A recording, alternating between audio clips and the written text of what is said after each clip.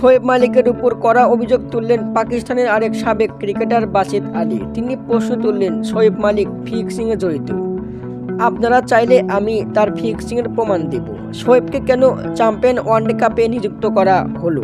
যারা দেশকে নিয়ে চিন্তা করে না তাদের দায়িত্ব দেওয়া উচিত নয়। যারা স্বীকার করে যে ইচ্ছাকৃতভাবে ম্যাচ হেরেছে তারা মেন্টর হতে পারে না। আবার চালু হয়েছে চ্যাম্পিয়ন ওয়ানডে কাপের দল স্টালিয়ন্স। এই দলের মেন্টর শোয়েব মালিক। স্টালিয়ন্সের অধিনায়ক করেছে মোহাম্মদ হারিসকে। এই দলে সেরা খেলোয়াড় বাবর আজম।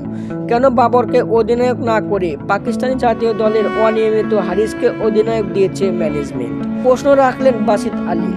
তিনি আরো বললেন, আমারও অনুশোচনা হচ্ছে কেন বাবরকে বাদ দিয়ে হারিসকে অধিনায়ক বানালো শোয়েব। বাবরের পকেট থেকে 10 জন হারিসকে বের করা যাবে। বাবর আজমকে অপমান করা হয়েছে বলে মনে করেন বাসিত আলী। তাকে অধিনায়ক না দেওয়া এটা বড় অপমান। বাসিতের এমন চাঞ্চল্যকর প্রশ্নে দুশ্চিন্তায় পড়েছে পিসিবি। বিডি নিউজ, হৃদয় হাসান।